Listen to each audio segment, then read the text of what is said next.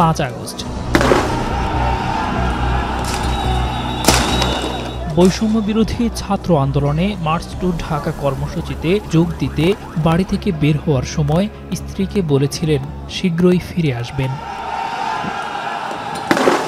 কিন্তু এখনও বাড়ি ফেরেননি কাজল। মাথায় গুলিবিদ্ধ হয়ে হাসপাতালে মৃত্যুর সঙ্গে পাঞ্জা লড়ছেন তিনি।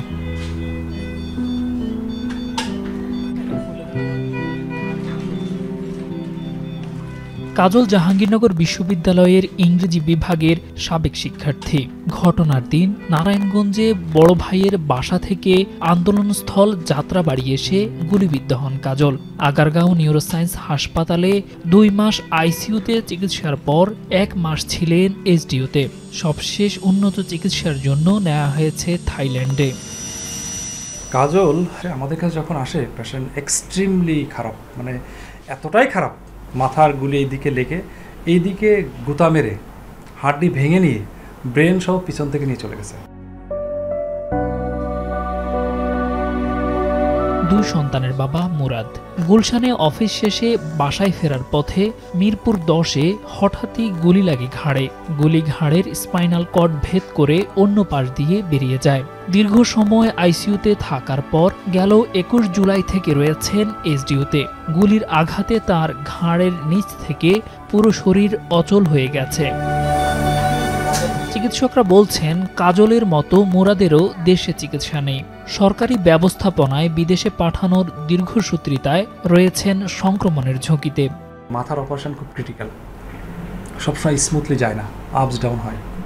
তো তারপর আবার এটা আইসিইউর মতো একটা জায়গা যেখানে বারবার সেভারাল টাইমস ইনফেকশনের চান্স থাকে, ইমিউনো কম্প্রোমাইজড হয়ে যায়, অনেক রকম ওষুধ চলে।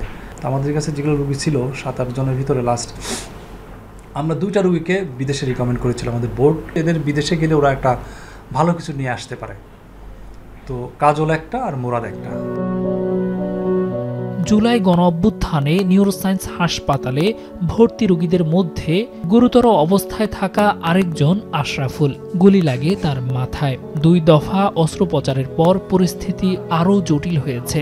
ক্রিটিক্যাল কেয়ারে সেবা দেওয়া চিকিৎসকরা বলছেন মাথায় গুলিবিদ্ধ এত সংখ্যক রোগীকে একসাথে চিকিৎসা দেওয়ার অভিজ্ঞতা নেই তাদের। তারপরও সর্বোচ্চ সেবা নিশ্চিতে কাজ করছেন তারা। হঠাৎ করে এত ম্যাসাকার এবং এত ক্যাজুয়ালিটি, এগুলোতে আমরা অভ্যস্ত না। রুগীর চাপ তো অনেক ছিল, আমাদের ক্যাপাসিটির বাইরে। অনেক পেশেন্ট আসছে ব্রড ডেথ কিংবা ব্রেন ডেথ। এমার্জেন্সি এবং সার্জিক্যাল টিম তারা তো এখানে 24 ঘন্টা, তাদের ঘুম ছিল না, খাওয়া দাওয়া ছিল না, কোনো রুটিন ছিল না। ম্যাক্সিমাম চেষ্টা করেছে সর্বোচ্চভাবে সার্ভিস দেওয়ার।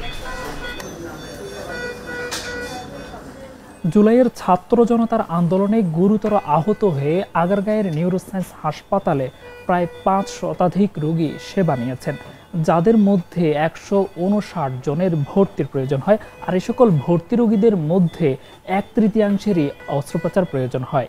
অস্ত্রোপচার পরবর্তীতে প্রায় 33 জন রোগীর মৃত্যু হয়। দেলোয়ার দোলন, এখন, ঢাকা।